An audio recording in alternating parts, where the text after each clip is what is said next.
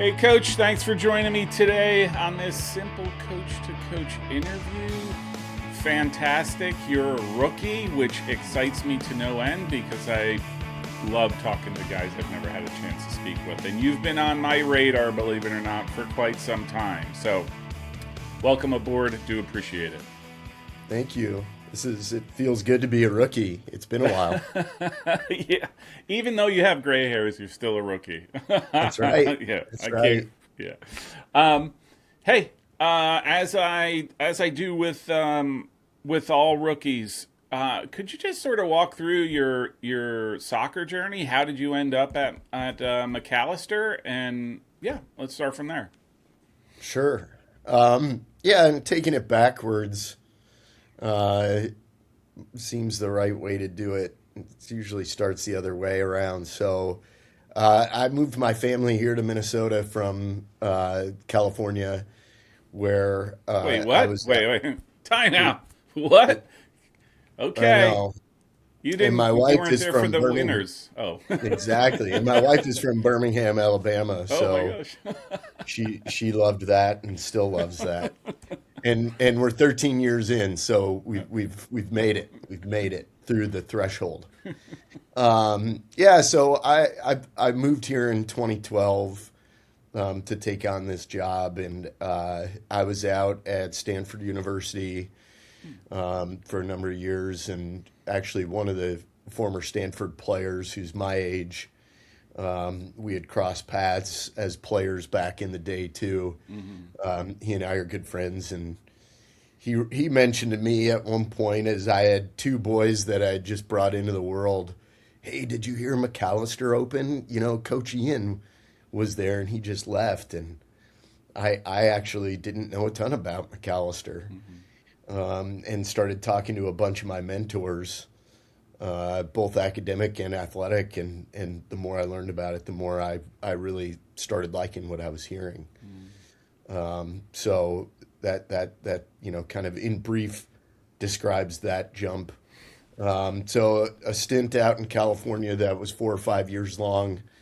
Prior to that, I was at the University of Vermont, Oh yeah. where I was a player and then also a volunteer assistant, a second assistant, then the first assistant, and we just kept improving as a program. And I ended up on the phone with Coach Brett Simon out at Stanford for scheduling, and he said to me, "Hey, why didn't you apply for our job?" I said, "Well, I just got married and we just bought a house here in Vermont. It's not really on my radar." And next thing I knew, we were on a plane and moving to Stanford. So, Wow. and prior to that, I had graduated college about 2.5 years before. I tried to make it in the pro ranks where I bounced around a little bit. Never really stuck somewhere. I was the infinite warm up guy. I was able to play a summer with some of the others that you've interviewed, who are now coaches in the ranks, and yeah, and college coach that I had just invited me back to Vermont to coach. So it was an interesting transition and quite quick transition from being a college player to coaching at my alma mater. So that's the reverse. That's the Yeah. reverse of how I'm here. Ca- did you envision yourself becoming a coach, or was that, or was it just sort of like I don't, because you sort of did you sort of stumble your way into becoming a coach, and just because it was like the next thing to do, or A little bit. I think deep down I had always knew that it's what I was good at and enjoyed. I did have a bit of a sour exit from the game as a player. A really bad back injury. Thought that the college environment was just awesome as a player, and as a whether that's semi-pro or lower level pro, playing, trying to make my way in the A League at the time. I just was really disenfranchised by that the end of that experience. Yeah. And I stepped away for the game for a bit and worked in the world of finance. And that was probably the duration of time that made me realize how much I love the game, right? You Yeah. take something away and you realize how much you love it. Yeah. So, yeah, deep down inside, I think I knew that was my pathway. But I exited for a little bit, probably about 12 months, before jumping back in and really went after it from there on. I mean, my heart was never fully out of it. It probably was just a bit of a broken heart as a player to have to mend and then get myself back into it. Yeah. Having been in finance as well, it doesn't take long in finance to discover how soulless it is and how awesome soccer is. Like it becomes your you build up the game in your head of how awesome it was that it's just hard to break away. Finance can do that to you because it's such the opposite. But to all you Yeah. finance people out there, I'm sorry, but that's my Well, and I found it really intriguing and interesting, and like every occupation, there's so many different fields of it that I was still trying to navigate what area of finance I wanted to be in. My timing was probably pretty poor because it aligned with 9/11. So, Oh, yeah.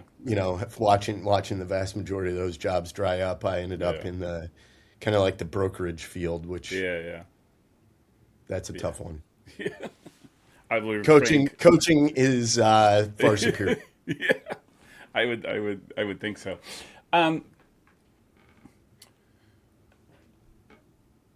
What makes McAllister unique? Why? Because you're going to be recruiting me. You don't realize it yet.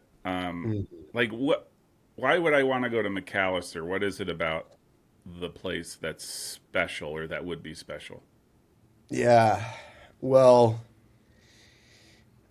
I guess I'll take the approach that because I've coached on the East Coast, West Coast, and now here in Division One, Division Three, I feel uniquely positioned and not feel like a salesperson, but yet I'll sell you.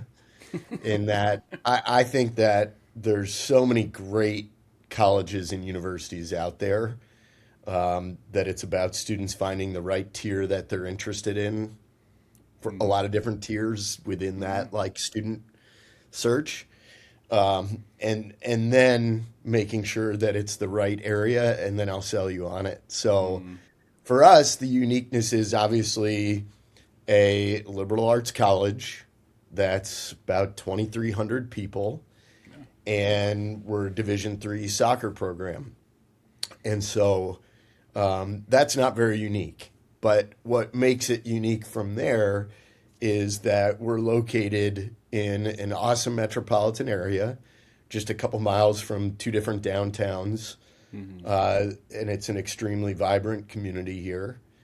That our academic level is really, really amazing, and that our academics have a different vibe than maybe the New England scene that I grew up going to college in that it's a really, really collaborative and academic environment here. So the professors really encourage, and to a certain degree, I mean, enforce is probably too strong of a word, but they get the students together outside of the classroom as much as possible to get this learning environment collaborative.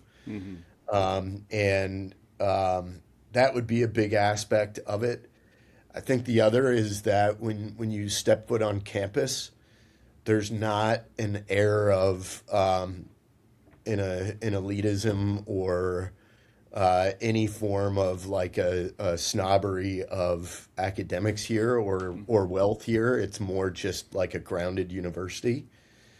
And then on the soccer side, it's being able to bridge being a program that can compete for a championship every year, and having that balance of academics and soccer. So specifically for our program, It's having the highest GPA in the country out of Division One, Two, and Three 2 times in the last 5 years, and be a team that has now the longest string of MIAC playoff appearances in our conference. So you really can have the best of both worlds with those two items. Plus, because of our proximity to the cities, our guys can stack jobs or internships more than if you're in a small college town that's a ways away from a metropolitan area. So those are the big kind of like institutional things. And of course, Paul, there's the the coach effect. And yeah. That works too. Because I've talked to coaches who were not good guys. So, but, by the way, it's a great area where you're located. Thank you. I'm a big fan of the whole area. I've never been to McAllister, but I'm just a big fan of Minnesota in general. Can I ask you something? The majority of the players you recruit, are they from Minnesota, or do you do Minnesota, They're Wisconsin, not. just sort of a Midwest-y type? No, it's really national. We've had years where we've only had one Minnesotan on the team, and in large part, it's not because of lack of play level here. It's because of the mix of play and then academic threshold to be able to get through the doors of admissions. So we have players from Texas, South Carolina, Georgia, players coming in from New Jersey, California, Colorado, Seattle. So really, really all over the place. Yes, Minnesota, Wisconsin, Illinois are represented too. So a very national reach. We used to be pretty heavy California, and we still are. And that's for various reasons of academic level out in the Bay Area and Southern California, and just not having a ton of D3 soccer options there. So really a national roster. Yeah. All right. So now I have if you watch the channel enough, you realize I have a lot of theories and a lot of thoughts. And I have a theory that you could do one of two ways. You could build a roster of a very regionalized roster. Forget the necessity part, right? Because some schools, they're not competing for players in California, for example, right? They're localized. They're within the few states. I'll just say the players tend to be of the same type, right? They're because that's regionally, that's how they're represented. Do you notice a difference between players? Like, so I'm looking at your roster right now. You have a kid very close to where I'm at, where SimpleCoach HQ is, from Watchung Hills, Tangui, whatever. Tangi Lesig. Yeah, boy, I picked the wrong name. And then you have a kid from California, Michael You're gonna Myers. pick another name. Oh, Yeah, Michael Myers. yeah. I totally picked an easier name. Do you notice just sort of like the type of player they are? Does that make sense, right? Like, if you have a kid who grows up in the north and plays through the winter, tends to be a little bit tougher, and then I think you look at a California kid who's playing in wonderful weather for the most part all year long, and they have the ability to be a little bit more technical, right? Like, Yeah, I think you could probably draw some of that, especially if you look at a player of ours like Kasdan. He's from Santa Clara, that San Jose area of California, and just an unbelievably technical player. And Tangi was a very powerful holding midfielder, destroy the game, distribute type player. But I think I don't know if I would plug it in as geographically as that specifically. Maybe you could classify it the teams from regions as a little bit more like that, but not necessarily the players that are here. Nick Kent, who's a local from Minnesota, obviously has to bear the winter, and did as a youth player growing up. He's 6'6" and one of the most technical players you'll ever see. So players break that mold pretty quickly. So not exactly would be my response to that. That's totally fair. I like my theories to be challenged and disproven if possible, because I sometimes think I'm like thinking about the game wrong. Because sometimes I think I'm watching a different game than a lot of people, which leads me down a rabbit hole. But what? How do you look to get your guys to play? Like, what are some key tenets for what you want to accomplish on the field at game time? In season. In season. For our games here at Mac, what am I looking for? We do have a couple different, a philosophy for each side of the ball that we try and whittle down to just one sentence and make it as strong of a one sentence as possible, and then each sentence breaks down into a number of different areas, and it's what we start covering with the team right away. So we try as best we can to play at a really high tempo, and use possession to break down teams. And that said, we're not going to overplay in front of a team. I would say that one of my biggest areas of impressing upon the guys is you got to get faced up in between lines, and faced up in between lines on the ball, and then you've got to be able to win the 18s. So that would be on the attacking side of the ball, and on the defensive side of the ball, it stays with that initial premise too of play at a really high tempo. So make the other team uncomfortable by getting immediate pressure on the ball. If we can't, get really tight so we can find the next moment to get really tight to the ball too. And then win the 18s on the defensive side of the ball too. So those are like the short pieces. And then we utilize just like a 3-ring binder of the idea the heady of the stuff. game. Yep. Yeah. Yeah. I'm a big fan of for players especially, being able to break it down into something simple, because during the course of a game, you whittle away at the complicated stuff and you simplify the game in your own head as you're running around. And it's like, okay, so I got to play at a high tempo. That's easy to remember. Let me get going, right? And well, and to that point, my college coach, and I think we're all that all of us that coach are in some ways stealing things from our predecessors or whoever coached us. And my college coach, I thought he was unbelievable at halftime. And he impressed upon us 3 things, and that was it. Even if there should have been probably 20 in some games. But there were 3 things, and they were really simple that the team had to improve upon. And I still try my best to stick to that philosophy at halftime too.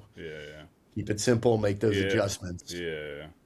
Otherwise, you bury them in detail, and then you get nothing out of them. You get it sometimes works in reverse, right? Where you just put too much on their shoulders, and they can't grasp it all at any given, and they do nothing right or nothing well at that point. Right. All right. I do ask this, but I mean, you have had a string. Like, again, I can't believe I'm talking to you the first time here, but you have the fact that you're not on social media doesn't help. So, was there a point at your season where you're like, we're in a good groove? Did you like? I don't want to say the team is special, because I think every year I look back, at least since COVID, right? Like, you have you're a successful program. Well, you're 17-5 or whatever this year, past years, in that range, 13, 15 wins. Like, is there a point during the season where you think, hey, this group is special, maybe you're going to struggle, we need to work harder, or did you have Yeah. anything like that this year? Well, and I can answer that, and I might start with when I thought like, oh snap, we're in trouble too. Mm-hmm. Yeah. So from last year's, so fall 24's team was a really good team, and we had a forward and a goalkeeper that were phenomenal, and they were both seniors. And we had other seniors too that were good. But Hans, who was our forward, was all region 3 years in a row, and a huge personality. Sam Price, starting goalkeeper for Chicago Fire, won the national championship, MLS Next. So just like two really cornerstone pieces that bookended our team. So we had a graduating class, and then first time ever, and I also hope last time ever, we had one player who had come to us from Holland, got into a medical school program, and transferred back home to go to medical school. And he was an incredible first year. We had two sophomores who went into the transfer portal. One of them ended up out at a Division I program. One of them ended up back on the West Coast at a Division III program. And those three guys I just referenced were also starters. So we were going into the season losing 7 starters from the previous year. So my coaching That you staff thought you were going to have. That Yeah. You thought, that you thought you were going to have, yeah. and my coaching staff and I knew we had a good group coming back, but we also knew that the guys were going to be a little timid with their confidence, like the deep-seated confidence in order to win tight games. So we had a moment I just pulled up our schedule too, on October 4th, where we were, I don't know what our record was at the time, but we're going in and we're playing against Augsburg here at home. They were coming in at number 3 in the country. And it was one of those like, all right, let's really see who we are. And we went up a goal at halftime, and really woulda, could have, and should have been up 2 or 3. But that's our game, right? And they probably could have scored a goal here or there too. So, and we go into halftime and telling the guys like, hey, you played pretty well. However, here are the 3 points, and you know that this team is good. They're going to wake up and blah, blah, blah, blah, blah. And lo and behold, our guys and us, we just flopped, fell flat on our face, and ended up losing 3-0. We had a couple injuries in the game, and we came out of it just destroyed. And we met with a sports psychologist that meets with our team, and we did a team session. And the guys wrote all this stuff up on the board, Paul, and I remember as they were doing it, I'm like, I'm throwing things out there too, and noticing that, oof, this is a rough session. Yeah. And the guys walked out of the room, our team room, and I turned around and waited until the door shut, and I counted to 5. So now it's just my staff and the sports psych, Dr. Matt. And I looked at him and I was like, uh-oh. We're in trouble. And he said, well, we might be. But that was really raw. And the guys trust you because we just were like, they were an open book. And it wasn't like there was no finger pointing at other players or at coaches or from coaches to players. So his point was, we now have this like math problem. Yeah. So now be a good coach, go figure it out. Yeah. And it was great. It was one of those moments of like clear brilliance from a sports psych to shake things up, and like Yeah. the snow globe, it's all Yeah. messy. And then I'd credit the guys, I'd credit the leadership of our seniors and Dr. Matt and the coaching staff to just start putting the pieces together. The next two games we won, and they were pivotal. But it was the third game after that where we went to Gustavus and beat them 3-0. That was the moment where, to go back to your Yeah. initial question of when was there a moment? That was the moment. In the history of the program, we'd never won by 3. Yeah. We've never gone to Gustavus and won by, probably more than a goal. I'd have to go back and look. And after the game, it was just like, okay, we have a formula now. Yeah. It was pretty neat to go through that, like that trough, and then build, and then be like, oh, here's how we do it as a team, and to watch their confidence just open up. I have goosebumps. So, a couple things. So let me, without the sports psychologist,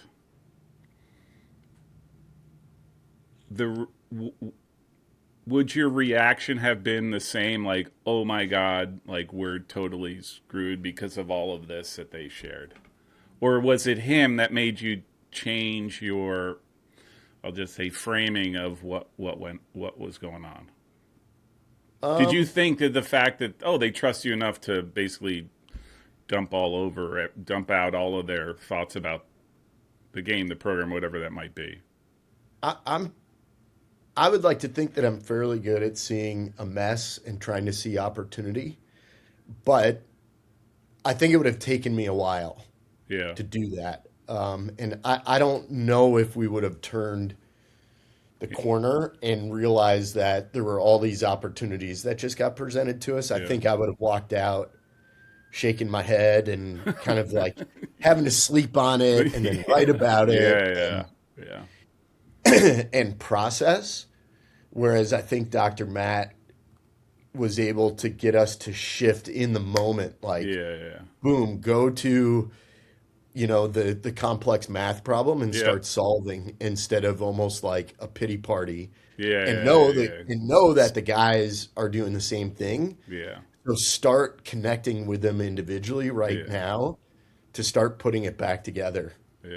So I think yes, but the college season is such a sprint that I don't know if we would have solved it.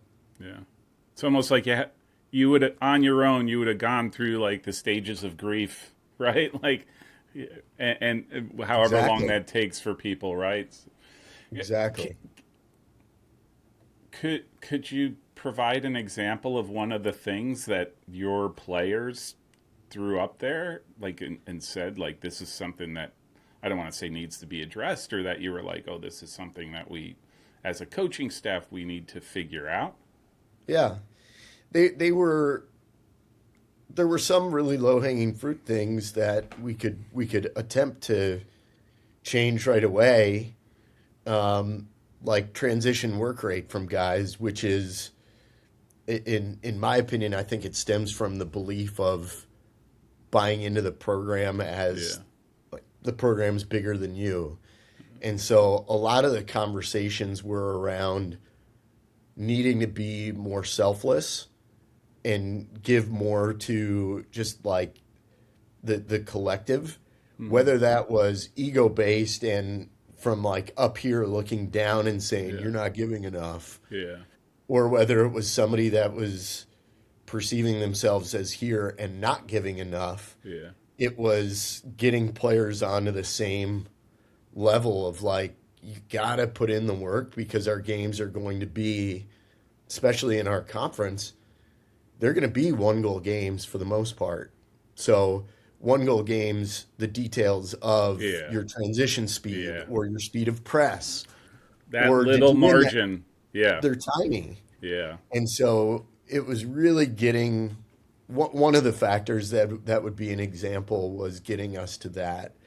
The other was just things like running the details of our set pieces spot on correctly instead of just kind of close enough. Yeah. So they all built up towards this. We're good. We have to believe that we're good, but we have to do the little things Yeah. right to make sure that we get up to the band that we believe we're in. Some of them were tactical. We had two player positions that we shifted as a result that I think were a huge part of it too. So it wasn't all just like go work harder by any means. Yeah. Rah rah. Everybody's got Yeah. to be more psyched, right? Like it's sometimes that glosses over some of the things, some of the details, as I like to say to my high school kids. Like it's the details that win you the games, whether you realize it or not. And if you're not aware of those or you're not paying attention to them, doesn't matter how rah rah you are. If your details give you away, you're going to concede goals. It's just the way where you're not Yeah, going to live up to your potential. absolutely. And I think part of it too that came out was off the field and spending more time together in the in where the guys eat as a Yeah. team and the seniors acknowledging, hey, we've been off campus a ton because we live off campus. We got to get to Yeah. campus more. That kind of Yeah. stuff too. Yeah. That's pretty awesome. Were you surprised, like going into it, were you thinking one thing and then you come into this and you're kind of like, holy smokes, this is, I don't say more or surprising. I didn't expect it. Or was it, yeah. Meaning the success No, or just like going into this meeting where you had everybody with the sports psychologist, was your, did you expect that outcome of them no. sort of, No, I knew there would be gripes. But like I said, when the door closed, I was like, whoa, okay. More to it, way more yeah, to it than I thought. yeah, Are we in deep trouble here? And yeah, kind of like throw away the season, start all the first years kind of thing, and yeah. start building towards next year. But that's sort of how it felt in the immediate moment. That is, let me ask this. Like, do you think that meeting ended up being like a reflection of, I don't want to say your culture, because I think your culture allowed itself to have a moment where your players feel comfortable enough, but did, did it impact the way you sort of structure your program from a cultural standpoint? I think it just reiterated the culture that the guys may not have been fully living up Tapped to. into, yeah. And that happens every year where, there's a culture of a program, but then every team, and we define it as like the program has this box that is the acceptable culture, Yeah, and that some years the team might be up here, some years it might be down yeah, here, but that it can never go outside of the box. yeah. So I think it was more reflection of, whoa, all right, well, hey, we're not living up to that. So here's what we have to do more of and do better. Yeah. I find all that, this to me is like the crux of soccer now for me. I think like the X's and O's and watching the game is fun and I enjoy it. But I think the really intriguing stuff is how do you get 28, 30 guys all bought in at the same level so that your best player is getting better because of the work of the 30th player. Yeah. And how do you get everybody aligned in that same direction? And I think that to me is a lot more intriguing nowadays. Yeah. Well, and there's a lot of truth to that. Yeah. Because otherwise, you might as well just stick to a roster of 15, right? And just not have a bigger roster. Like I think that's So, Paul, to that's your the point, challenge. one of the items that came out of this meeting that we had, and by the way, we had follow-up meetings each week after this Right. too. But the guys came up with a term of this is by committee. Mm-hmm. So by committee became the team's thing Yeah. they just bought into. So we didn't know who was going to score. Everybody had to be ready to score. Yeah. It might not be our starter. It might be, like you said, the 30th player for us, the 27th player who Yeah. has game-saving tackle Yeah. or save or whatever.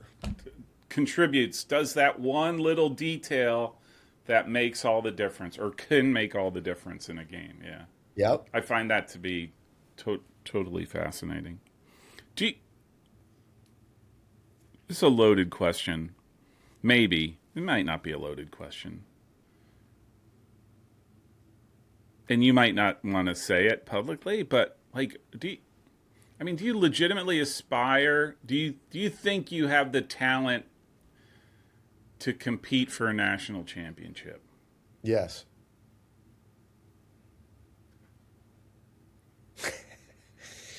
How so?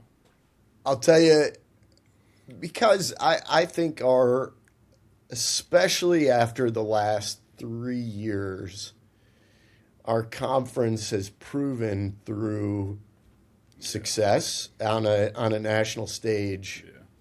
that if you win in our conference, that you have a shot at winning. Obviously, St. Olaf won it 3 years now, 2 years ago, 3 years ago, however you want to look at the year we're in, and made the Final Four again this year. Gustavus has had deep runs as well, and when you'd be knocked off by someone from our conference. Yeah. Going into the final NPI, we had number 2, number 3, and number 6 in the country. Mm-hmm. And what was crazy is the number 2 team actually finished in 3rd place in our conference. Yeah. So, and then with all due respect to Wheaton, because I thought Wheaton in our final game of the year was dynamite defensively against us. Yeah. And were so difficult. Well, To break down. we couldn't crack them, Yeah. but Yeah. so hats off to them because they were just spectacular. But I thought like our level of play in that, it wasn't like we walked away from that game thinking like, "Whew, we got lucky to be there, just happy to be here." Yeah. And their next game, they played against St. Olaf, who we had beaten earlier in the season, Yeah. and so.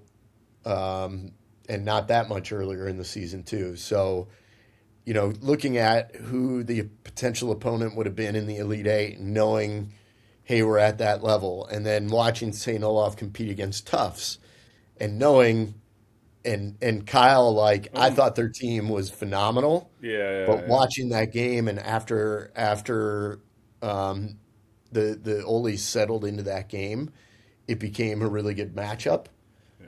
So that's where I take a lot of confidence from it, and know that, yes, it can happen. Frankly, Paul, one of the things that I was most concerned about was as our seasons drag on, our guys feel this academic burden, which I know happens at every college. Yeah. I know it does.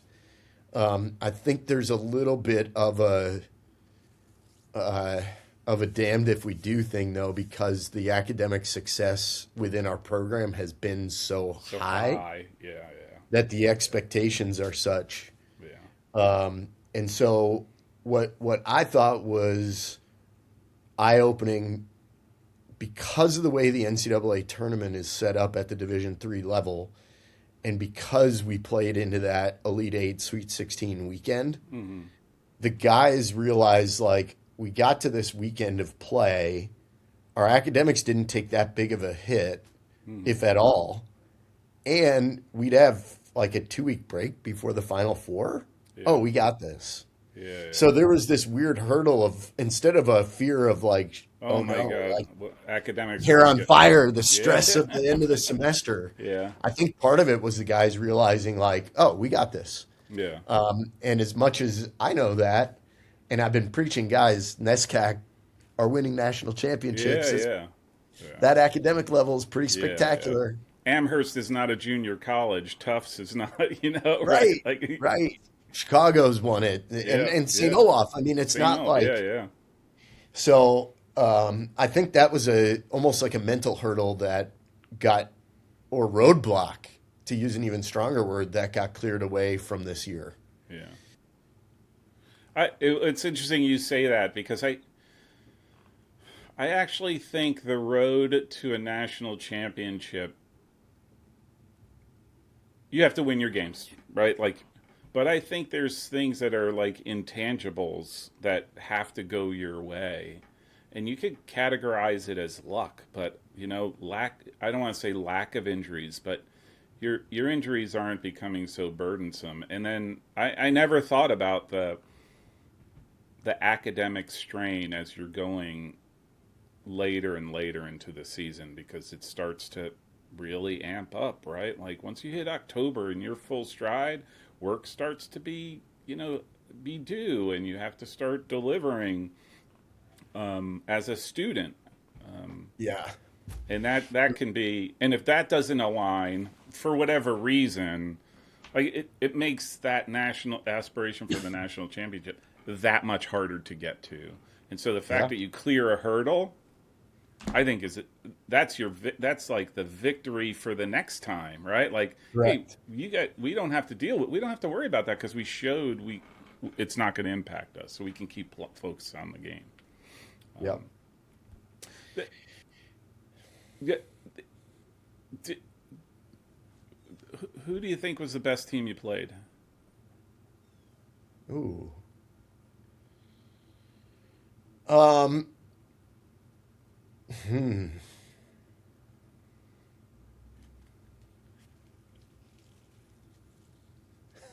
Without getting in trouble. Oh man. They're all So good. in the second half of the Augsburg game, we got played off the pitch, and they beat us 3-1. Yeah.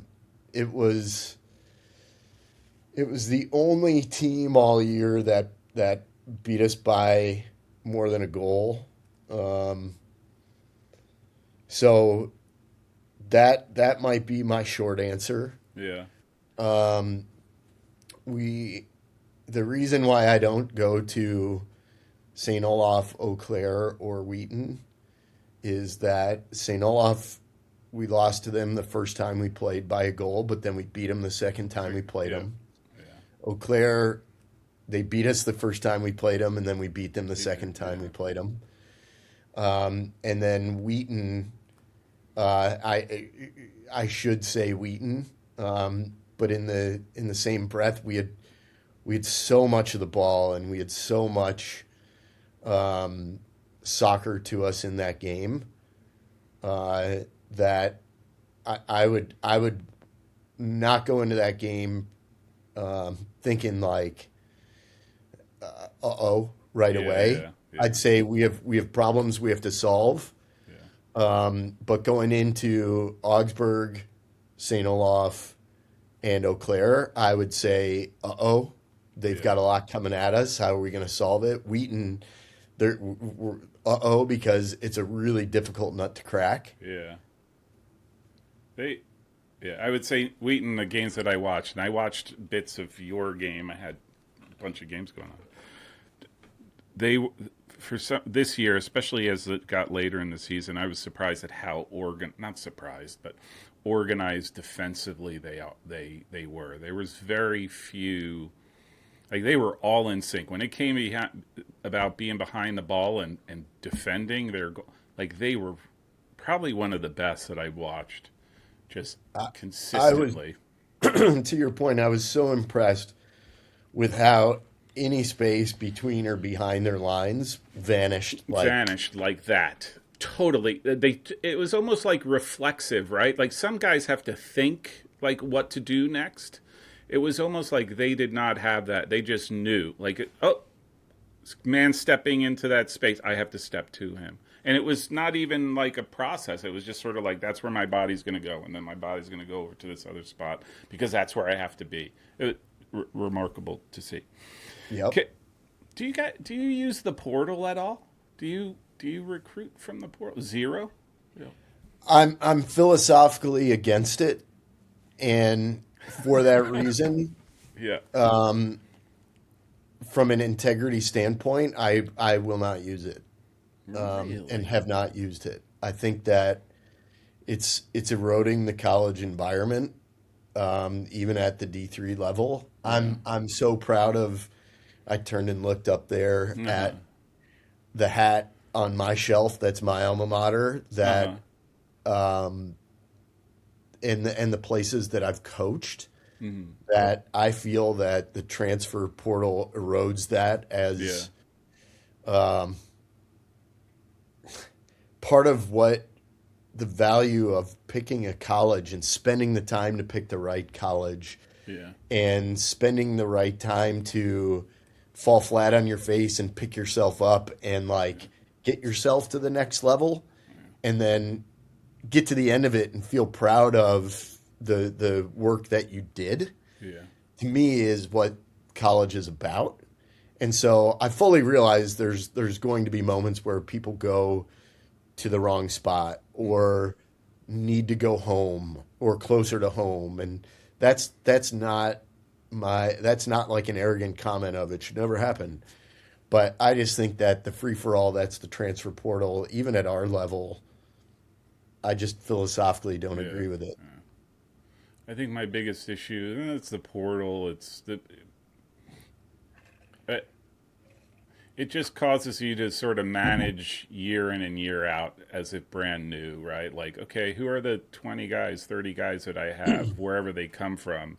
And then you forget about last year, and now you're on the new set of guys, and it just, I don't, that's my, Well, I think the culture development is massive, and then the player development is massive, and then we I mean, it's our first line in our first meeting with our recruits is that this is not about you becoming a pro. This is about us helping you go to an occupation post graduation. yeah, And so if we're living true to that, then you know our culture just gets smashed if we bring in four yeah, transfers who don't know how we do it here. yeah. So I, yeah, and I've said I think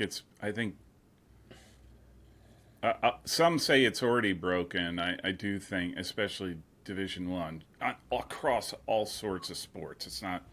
I'm not just saying it's unique to soccer. I just find it's a very broken system the way it's sort of evolved into, or it's evolving into. That it, like you said, I you have your hat of your alma mater. You're proud of being there. There's like years of an emotional attachment. You spent 4 years, whatever the time you spent there, right? Like you're connected, right? Like there's value to that. I find it the same thing. Me at Mount Union, right? Like I spent 4 years there, did some great things, some stupid things, like all that all in one, like all I yeah, was great on the yeah, field. I was terrible on the field. I did all those things. And it yeah, just makes me appreciate where I went to school more so than I think if somebody goes from this year it's this place, this year it's that place. I'm going to go here now just because for whatever reason you're just not doing it to my liking, which it's to height of arrogance if you ask me, but I won't go. I don't want to rain on anybody who's thinking about transferring or going into the portal. Um, would you go Division One? Would you go coach a Division One program, knowing sort of all this stuff going on? um, That's a not. really loaded question. It is a loaded question. The other loaded question you asked, I had an answer right away for. I actually I get asked somewhat this question, not a ton, but enough. I think I would, but not right now. hmm And my youngest is in eighth grade, and my oldest is in 10th grade, and I absolutely adore being able to watch them do their things. Yeah, And so good for you. I don't want to say there's zero chance, but there's next to none Yeah, that I would go Division One until my eighth grader is through with his process. yeah, But where the Division One model is right now, I would have philosophically a Uh-huh. tough time going back to it. Yeah. It's reminds me of a comment from an alum of my alma mater, Vermont, of saying, hey, and he was older than I am, so we never crossed over as Mm-hmm. players, but we played together after college and have stayed in touch. And again, a reason of like Yeah. why I don't like the transfer portal Yeah. is that alumni connection piece too. But he's like, hey, Greg, watching the semifinals and the finals when Vermont won it, he was like, man, those guys, they're huge and they're so Yeah. much older than we were. Yeah. Um, you know, I, it's a really different game than it was 12 years ago Oh or yeah. 13 years ago. Yeah. So maybe, but Maybe. a ways down the road. Ways on. Good answer. Good answer. All right, because I'm cognizant of time. I do have one last question for you, and you're a rookie, so I haven't had a chance to ask you about this in because you're new.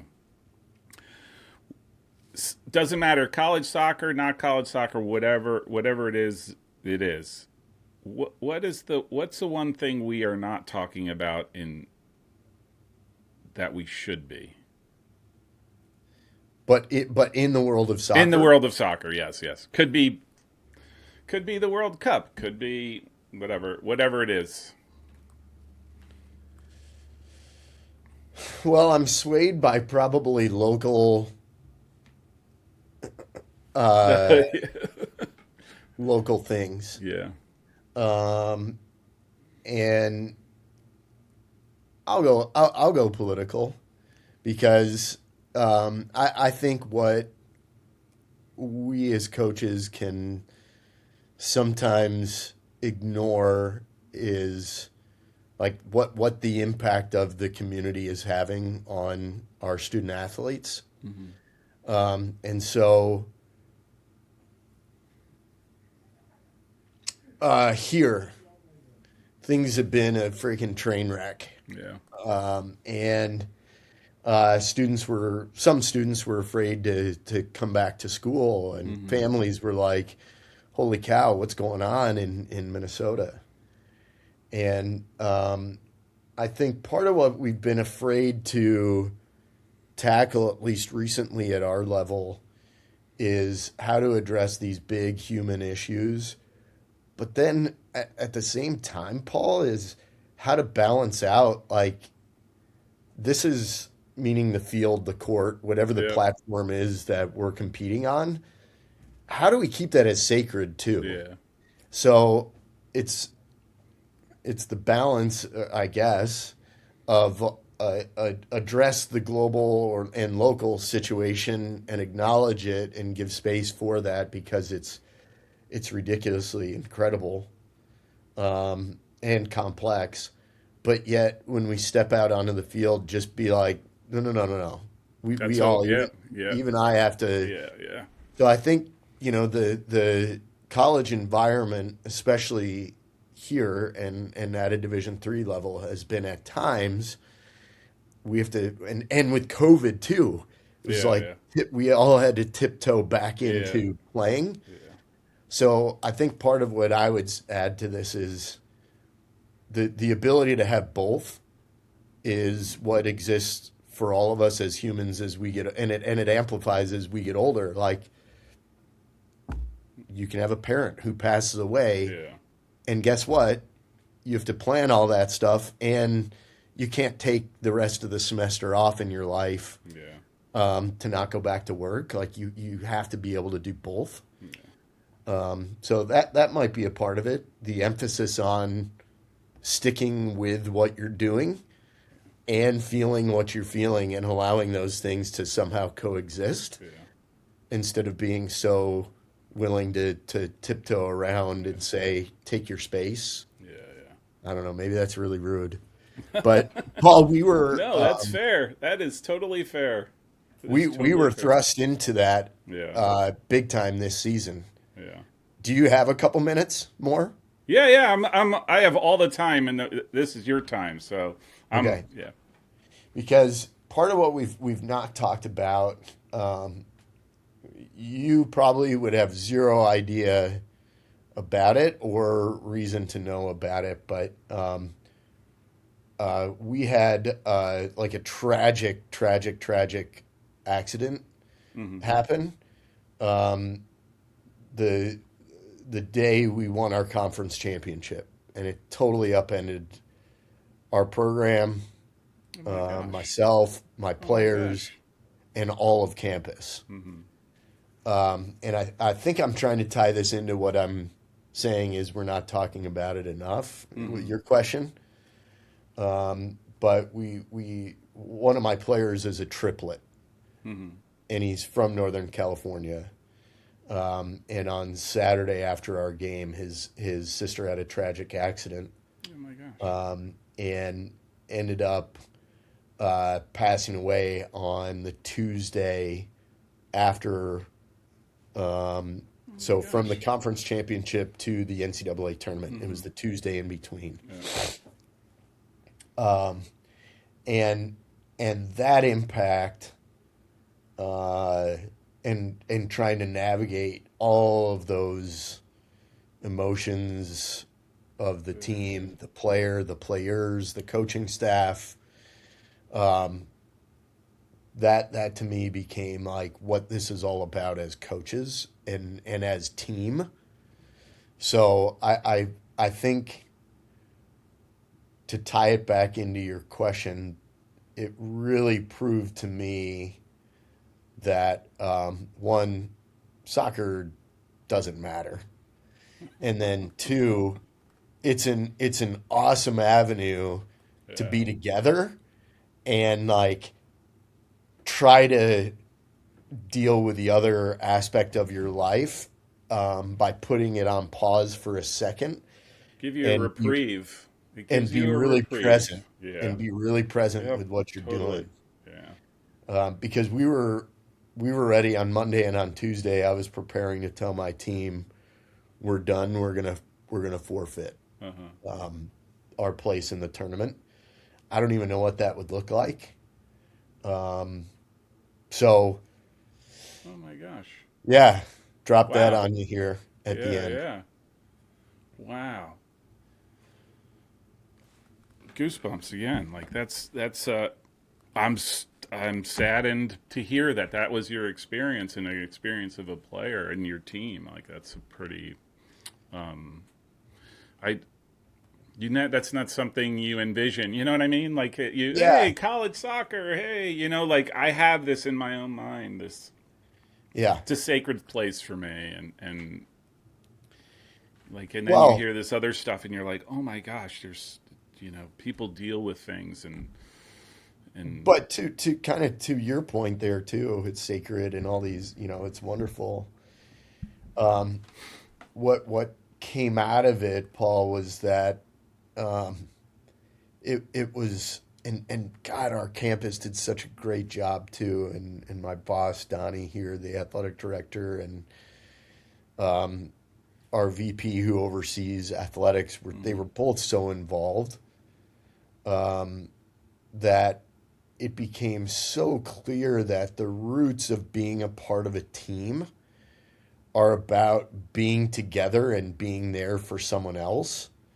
That it like it grounded in this like slamming way yeah, why you become a part of a team in the first yeah, place. It's so that you have people there to support you in a really hard time. yeah, yeah, And that I hate I like the word community, be in yeah, yeah, community. yeah, But yeah. we did so much as a group from that moment forward that I learned so much about humans and so much about team and so much about the grief that I've experienced in my life Mm, and how important it is to be with other people. yeah.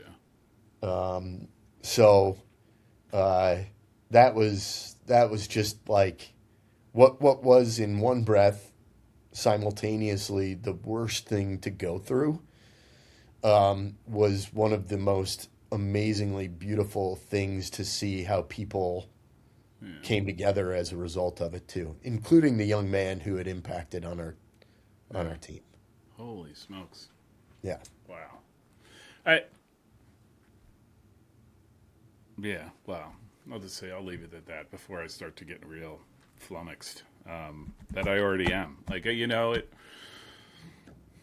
Again, I have this in my mind. Is just the soccer field. Hey, that's the soccer field, and then to hear about someone experiencing that, how it doesn't impact the soccer field is naive on my part. That you're not going to feel the pressures of the outside world, no matter how much I'd like to think that that's not the case, right? And when you go through grief and all those different things, it's hard to get away. You know what I mean? Like, it's hard to get away from that once you have that sort of Yeah. It's hard to get away. You have to. It does take other people to sort of get you through. I mean, I think about when things I've gone through in my life. It's not because I was some strong-willed guy or I sorted it out in my own head. It was because I leaned on 5, 10, 15 other people that helped me in that moment just to make a step forward, to make another step forward, to take another step forward. Yeah. Well, and to that point in my own story like that too, Paul, was about 2.5 years ago. I had just hired a new assistant coach, and my father passed away. Oh my gosh. And I had like 2 weeks before the season started, and remember sitting. I was at the funeral, and walked out in the church and saw some of the players on my team there, and just like the strength that I got from them was the role reversal of like, all right, man, I'm going to lean on these guys. Which, by the way, and I've it's like full circle here. I talked about how there was that forward and that goalkeeper who had graduated. It was those two guys. Oh my gosh. Going before their senior year. Yeah. Oh and how much I relied on them that season was pretty. I put a lot on them. Yeah. But they helped, And so anyway, hopefully that gives a little insight into the program. And wow. And the fact that you got through it, and hopefully this young man is, as good as one can expect, right? Like, and you keep working through that, and then you manage to have all the success that you did in the NCAAs. Like, I think that's pretty remarkable. It says a lot. Again, I judge coaches on the strength of their program. I don't care about the wins and losses, but what it does to the young men or young women who participate and want to be a part of it. That's why I asked some of the questions. Like I said, the X's and O's don't concern me so much. It's more about what ties these people together, and it's a brotherhood, sisterhood, however you want to call it. So that's where I find the real interesting stuff. So anyhow, on that note, holy smokes. Right. I do appreciate you taking the time. This was awesome. This was fantastic. Because you're not on social media. I do have coaches who come on multiple times. Joe Bergen at Marietta is, 6 for 6. So he's been on, I think it's six times. Okay. So you're more than welcome to come on. I'll reach out just before the season to get your sense as to how the season is going to shape up.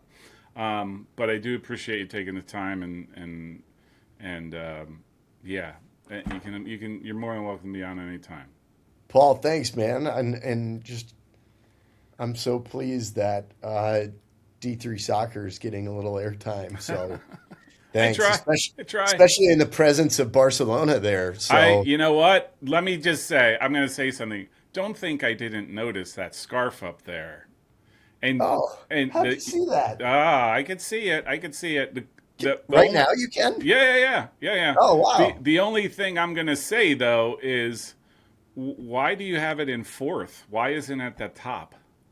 Like, That goes in sequential order, though the Atletico Madrid one and the United one is slightly out of order. But uh, it's the Barca game was first, oh, then United at Arsenal, then uh-huh, Chelsea hosting Atletico, and then okay, Brazil England was yeah, was next. okay, all So right, it's like so it was the placement of when it happened. yeah, okay, all right, that makes sense to me. But my first thought was like, really, you're gonna put Chelsea above Barcelona? I mean, come on, like, anyhow. No, that was just the game. That's funny. That's funny. Anyhow, yeah, anytime. Really do appreciate it. Thank you, sir. I'll look forward to chatting with you Yep. again.